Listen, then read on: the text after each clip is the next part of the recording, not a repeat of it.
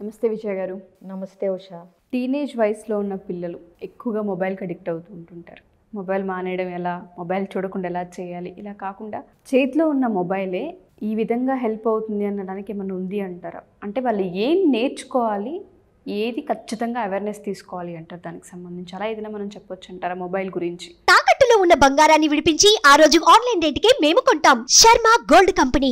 Mobile గురించి కన్నా మనం సోషల్ మీడియా గురించి చెప్పాలి యాక్చువల్గా, ఎక్కువ చెప్పాలంటే. ఎందుకంటే ఇవాళ రేపు టీనేజర్స్ అనే కాదు, ఈ కోవిడ్ దెబ్బకి అందరూ అడిక్ట్ అయిపోయాము.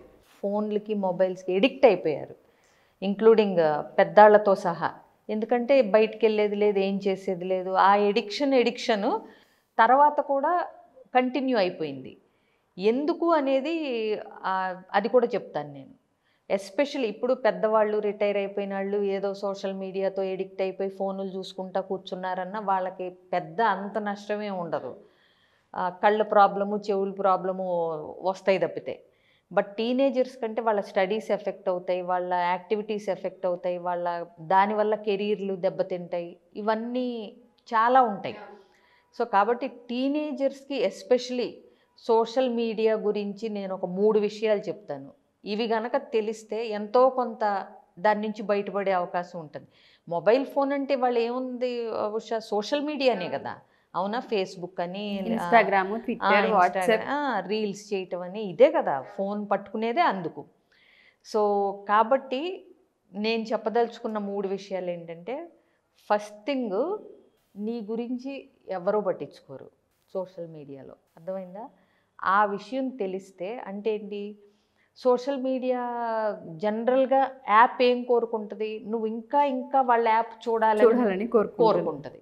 సో యాప్ డిజైన్ చేసేటప్పుడు నిన్నెట్లా దానికి హుక్ చేయాలి అనేదే చూస్తుంది. ప్లస్ నువ్వు ఎంతసేపు స్క్రోల్ చేస్తే యాప్ని వాళ్ళకి అంత లాభం. The longer you scroll the more money they get. Ads వేస్తూ ఉంటారు, ఏదో చూస్తూ ఉంటారు, చేస్తూ ఉంటారు. సో వాళ్ళకి ఏంటంటే మనం ఎంత ఎక్కువసేపు చూస్తే వాళ్ళకి అంత ఎక్కువ లాభం. బట్ నువ్వేమైపోతున్నావు, నీకేం జరుగుతుంది, నీకేం మంచి జరగాలి, నీ గురించి వాళ్ళు ఏం పట్టించుకోరు. So social media will not bother about you. ఇది తెలిస్తే కొద్దిగా బెటర్.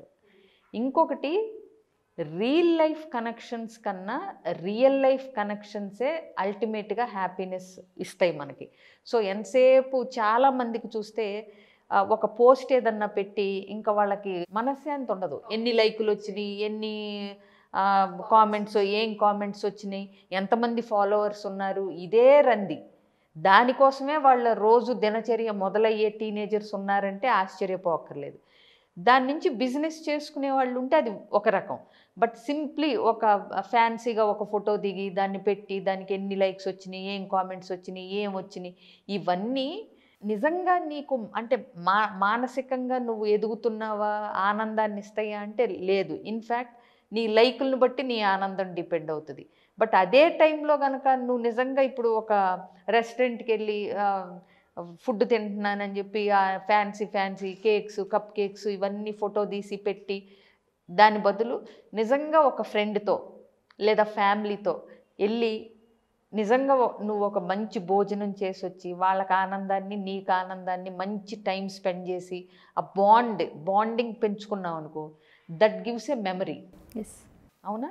సో ఈ సోషల్ మీడియాలో పోస్టులు పెట్టి ఏదో సాధించేద్దాము అనుకునేది అంటే ఇదంతా వర్చువల్ రియాలిటీ, రియల్ రియాలిటీ కాదు. అర్థమైందా? సో దీనికి ఎంత ప్రలోభ పడకుండా ఎంత త్వరగా వెనక్కి రాగలిగితే అంత బెటరు. ఇకపోతే మూడోది, కంప్యూటర్స్లో ఈ సోషల్ మీడియాస్లో అల్గారిథం అంటారు. అంటే మనం సపోజ్ వంటల వీడియో చూసామనుకో, నెక్స్ట్ వంటల వీడియోసే వస్తూ ఉంటాయి. అంటే ఆర్టిఫిషియల్ ఇంటెలిజెన్స్ మనకి ఏది ఇంట్రెస్టు, మనం ఏం ఎక్కువ చూస్తున్నాం అనే దాన్ని బట్టి నెక్స్ట్ మనకు అవే పంపిస్తూ ఉంటుంది. ఎందుకు, మనం ఫస్ట్ పాయింట్ చెప్పుకున్నాం, మనం ఎక్కువసేపు మనల్ని అట్రాక్ట్ చేయడానికి మనం స్క్రోల్ చేస్తే వాళ్ళకి ఎక్కువ లాభం. అర్థమైందా? కాబట్టి నువ్వు ఇన్స్పిరేషనల్, మోటివేషనల్ వీడియోస్ చూస్తున్నావు అనుకో, మోటివేషనల్ స్పీకర్స్వి, అవి వస్తూ ఉంటాయి. అలాగే స్పోర్ట్స్కి సంబంధించినవి కానీ స్పిరిచువాలిటీకి సంబంధించినవి కానీ చూస్తున్నావు అనుకో, అవి వస్తూ ఉంటాయి. వస్తూ ఉన్నప్పుడు నీకు పాపప్ అవుతూ ఉన్న కొద్దీ నువ్వేం చేస్తావు, ఒకటి తర్వాత ఒకటి ఇంకా ఎడిక్ట్ అవుతావు. అవునా? సో నీ టైం అంతా అక్కడ నువ్వు హుక్ అయిపోయి ఆ ప్రాసెస్లో ఎవరో ఒకళ్ళకి సబ్స్క్రైబ్ చేయటం, వాళ్ళది కొనటం చేయటం, అది పాజిటివ్ వైపు అయితే పర్వాలేదు. ఇదే సోషల్ మీడియాలో ఏవైతే అనవసరమో వేటికైతే ఎడిక్ట్ అవ్వకూడదో ఆ కంటెంట్ కూడా ఉంటుంది. సో నువ్వు ఒకసారి అది చూడటం స్టార్ట్ చేసావనుకో, అదే వస్తూ ఉంటాయి. సో నువ్వు చూస్తూ ఉన్నప్పుడు ఏంటంటే నువ్వు అన్నెసరీ ఏది చూడకూడదో, ఎటువైపు ఇంక్లైన్ అవ్వకూడదో వాటికి కనుక ఎడిక్ట్ అయితే నువ్వు ఇంక అందులోంచి బయటికి రాలేకపోతే నీ లైఫ్ని డేంజరస్లో పడేసి నువ్వు సెటిల్ అవ్వకుండా, చదువుకోకుండా నిన్ను డిస్ట్రాక్ట్ చేసే ఒక పెద్ద ఆయుధం కింద మారిపోతుంది నువ్వు కనుక ఆ కంట్రోల్లో లేకపోతే. కాబట్టి ఏం చూస్తున్నావు, ఎంతసేపు చూస్తున్నావు అనేది కూడా సోషల్ మీడియా చూసేటప్పుడు చాలా జాగ్రత్తగా ఒళ్ళు దగ్గర పెట్టుకోవాలి ఎవరమైనా సరే. సో కాబట్టి ఈ 3 విషయాలు, ఒకటి నీ గురించి ఏమి సోషల్ మీడియాకి కేరే ఉండదు, నువ్వెవరో, రియల్ కనెక్షన్స్ ఉండవు లైఫ్లో, అంతా ఫేకే. ఎక్కడో విన్నాను నేను, ఫేస్బుక్లో ఉండే వందలాది ఫాలోవర్స్ వీటికన్నా నీ ఫేస్కి వాల్యూ ఇచ్చే నలుగురు ఉంటే చాలు అని చెప్పి. అవునా?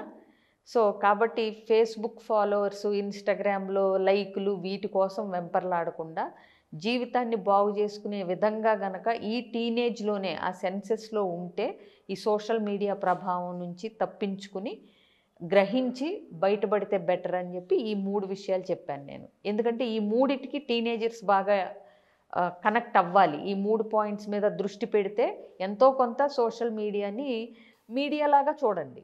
ఏదైనా లిమిట్స్లో వాడుకుంటే మనకు ఉపయోగం. చాలామంది వాడే వాళ్ళందరూ మన ఫేస్కి, మన పోస్ట్కి వాల్యూ ఇస్తున్నారు, మన వైపు అట్రాక్షన్ ఉందనుకుంటారు తప్ప అక్కడ ఏం ఫేస్కి వాల్యూ ఉండదు, అదంతా ఫేక్ అనే విషయం ఎవరికి అర్థం కాదు. ఇంకొకటి, రియల్ కనెక్షన్స్ ఎక్కడా కనిపించదు, అంతా రియల్ కనెక్షన్ మాత్రమే ఉంటుంది. ఈ 2 విషయాలు గమనించినా కొంతలో కొంత అవాయిడ్ చేసే అవకాశం కనిపిస్తూ ఉంటుంది. మీడియాని మీడియాలా చూడడమే మంచిది. ఎగ్జాక్ట్లీ. సో ఇలా ఎవరైనా పర్సనల్గా ఇబ్బంది పడి కొన్ని చెప్పుకోలేని సమస్యలతో మేము ఇలా 1-to-1 మాత్రమే మాట్లాడాలనుకుంటున్నాం, ఒక కామెంట్ కూడా మేము రాయలేము మా లైఫ్కి సంబంధించి అనుకునే వాళ్ళు ఎవరైనా సరే అప్రోచ్ అవ్వాలి అంటే అది కాల్ అపాయింట్మెంట్ అవ్వచ్చు, డైరెక్ట్ అపాయింట్మెంట్ అవ్వచ్చు, మనం తీసుకునే అవకాశం ఉంటుందా విజయ గారు? తప్పకుండా ఉషా. ఎలాంటి ప్రాబ్లమ్స్ వచ్చినా షేర్ చేసుకోవటానికి 1-on-1 ఇండివిజువల్గా కలవాలి. ఆన్లైన్ అయినా కలవచ్చు, ఆఫ్లైన్ అయినా కలవచ్చు. స్క్రీన్ మీద స్క్రోల్ అవుతున్న నెంబర్కి కాంటాక్ట్ చేస్తే నా అపాయింట్మెంట్, పూర్తి డీటెయిల్స్ అన్నీ వాళ్ళు ఫిక్స్ చేసి పెడతారు. సో ఇన్ కేస్ ఫేస్ చూపించకుండా కూడా ఆన్లైన్లో కౌన్సిలింగ్ తీసుకోవచ్చు ఒకవేళ వాళ్ళు ఇబ్బంది పడుతున్నారు అంటే. సో అలాంటప్పుడు ఏంటంటే వాళ్ళ ఐడెంటిటీ రివీల్ చేయకుండా ఉండాలి అనుకుంటే కనుక అది కూడా గోప్యంగా ఉంచబడుతుంది. మామూలుగానే కౌన్సిలింగ్లో మేము చేసేది ఎథిక్స్ ప్రకారం ఒక క్లయింట్ డీటెయిల్స్ ఇంకొక క్లయింట్కి రివీల్ చేయటం అంటూ జరగదు అసలు. కాబట్టి కాన్ఫిడెన్షియాలిటీ కూడా మెయింటైన్ అవుతుంది అనే భరోసాతో ఇలాంటి వాళ్ళు ఎవరైనా ఇబ్బంది పడుతూ ఉంటే కనుక తప్పకుండా కన్సల్ట్ చేయొచ్చు. Sure ma'am. Thank you ma'am. Thank you so much.